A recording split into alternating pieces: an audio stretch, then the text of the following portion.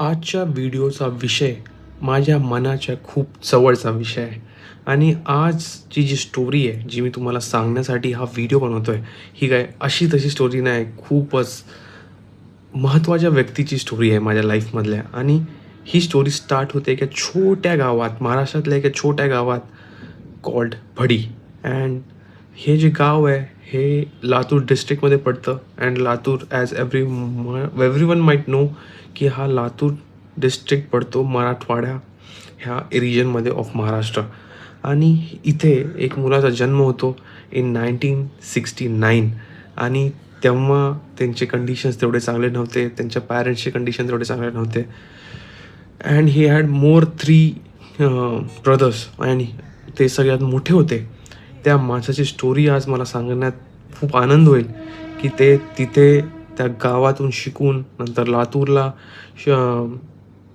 Shahu college, one of the prestigious college of Maharashtra, तिथून त्यांनी 11th-12th केलं. He was a scholar and after completing there, after studying 11th-12th there, he had moved on. पुढे गेले ते परभणीला आणि परभणीला आले मास्टर्स करायला, बॅचलर्स करायला इन ॲग्रिकल्चर. बिकॉज ते एक किड होते, ते एक मुलगा होता एक शेतकऱ्याचा. अँड त्याची आहे ही असली स्टोरी. अँड तिथून सुरू झालं माझ्या लाईफचं पण टर्निंग पॉईंट आहे. बिकॉज ते झालं नसतं तर आमची लाईफ अशी राहिली नसती and would have been an completely different life की आपण जे जगतो आज. आणि ही गोष्ट फक्त मला बिलॉंग नाही करत, माझ्या पूर्ण फॅमिलीसाठी that is an legendary turning point what I am going to share with you guys. So when this guy from Bhadi goes to Parbhani, takes admission in one of the prestigious college of agriculture in Parbhani. तिथून ही story सुरुवात झाली आहे in 1986 to 1996. In 1996 he got selected in MPSC. He was selected as desk officer in Mantralay. From Bhadi to Parbhani, from Bhadi to Latur to Parbhani to Mumbai, and here the story starts. But this is an absolutely a motivational story की आपल्याला असं वाटेल की आपल्याकडे काहीच नाही आहे पण मेहनत, जिद्द आणि मागे कोणाचा सपोर्ट नसताना काही करून दाखवणं ही सगळ्यात मोठी जीत आहे.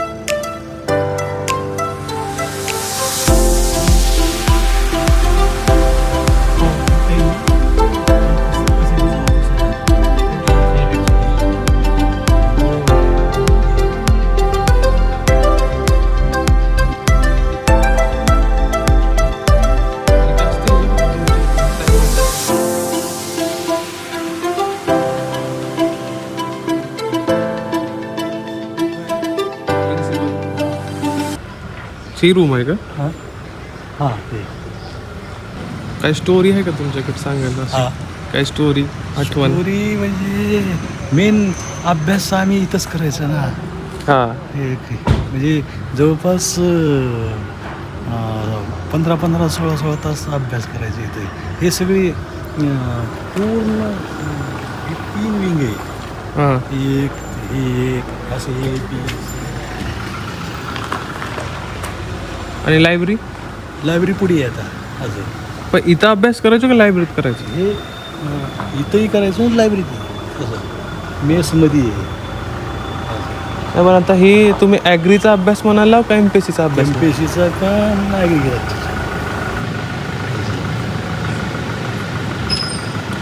वर जायचे गार्डन फ्रीडम त्या गावात नव्हतं काहीच नव्हतं. किती शांत आहे. हो असंच होतं. हो जेव्हा भूकंप झाला ना हां त्यावेळेस हा पुढच्या रोडवर होता.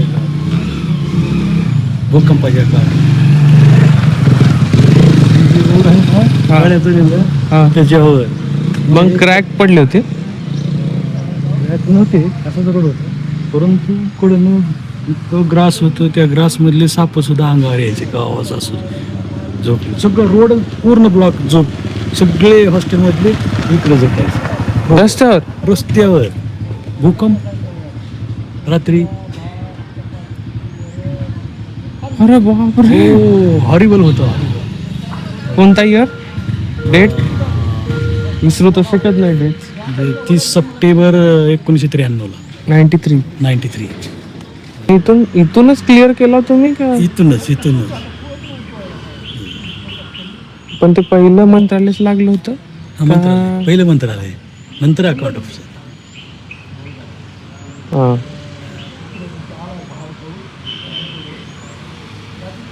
आणि तुमच्यासोबत हा सगळं बदललंय. कोणी म्हणजे काही कुणीच दिसत नाही किंवा कुठे.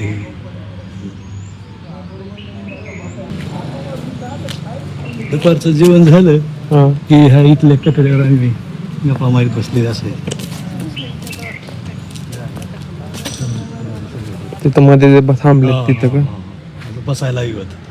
नंतर नसते नाही एकच हॉस्टेल होतं. आता 6 म्हणजे 60% मुली झाली तिथे. 3 हॉस्टेल आहेत मुलीच्या. 6 हॉस्टेल आहेत. बाबा आता एवढा स्कोप आहे का ऍग्रीला, जेवढं इथं बांधून ठेवलंय? त्या टायमाला होता का नव्हतं तेव्हा बी? तेव्हा इथं लेफ्ट आता हम्म? त्यावेळेस पण म्हणजे मुलं अभ्यास करूनच म्हणजे ही झाली. ऍग्री मधून झालेच नाही, ऍग्री होतं पण हा एमपीएससी टेक्निकल. करूनच की झाले. हा MPSC मध्येच मेजॉरिटी मुलं सिलेक्ट व्हायची. 100 जागा असतील ना हम्म. तर त्यातल्या कमीत कमी 60-65 जागा ॲग्रिकल्चरच्या मुलांनी पटकावल्या राहायच्या. ते फक्त परभणी. हा परभणी आणि राहुरी. असं कॉलेज सुटलं की आम्ही काय खायला, जांभळ, चिक्कू रूमवर नेऊन स्टोरेज करायचं. खूप म्हणजे मेस बंद असली की आमचं हेच फ्रुट्स फलाहार व्हायचा.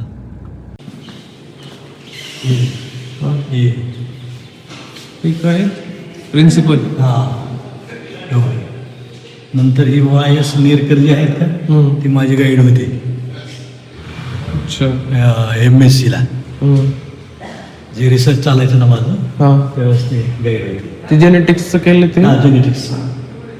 परभणी क्रांती जी आहे ना हा. ती नेरकर सरांची आहे.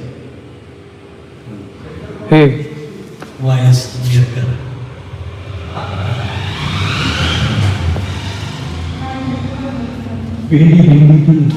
साहित्य म्हणतात का परभणीची भेंडी, परभणी क्रांती तेच.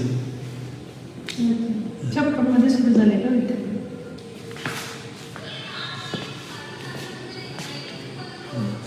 कसला मेन प्रोग्राम. पण ICAR फेलोशिप भेटते कोणाला? जे टॉपचे स्कॉलर मुलं आहेत त्यांनाच. 300 रुपीज. ₹300 per month. मिनिटच्या पहिल्या 10 मुलांना म्हणजे 210 पैकी 210ची कॅपॅसिटी होती तर फक्त 10 मुलांना मिळायची. म्हणजे ते तुमचं पर्सेंटेज ऑलवेज 10 मध्ये मेंटेन केलं तरच पुढे कंटिन्यू व्हायची. हां. आणि महिना 300 रुपये. महिना 300 रुपये. आणि फीस किती आहे कॉलेजची?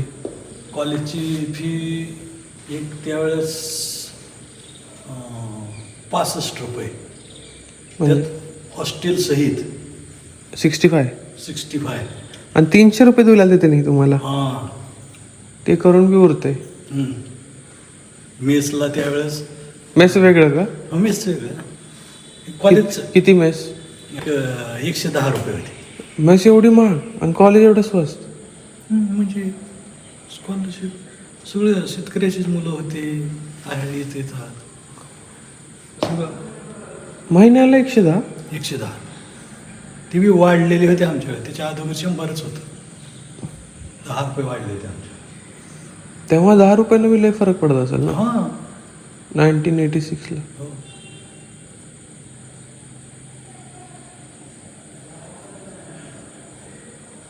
खतरनाक. ते स्कॉलरशिप जी मिळायची ना 5-6 महिन्याची एकच मिळायची. चला मॅडम.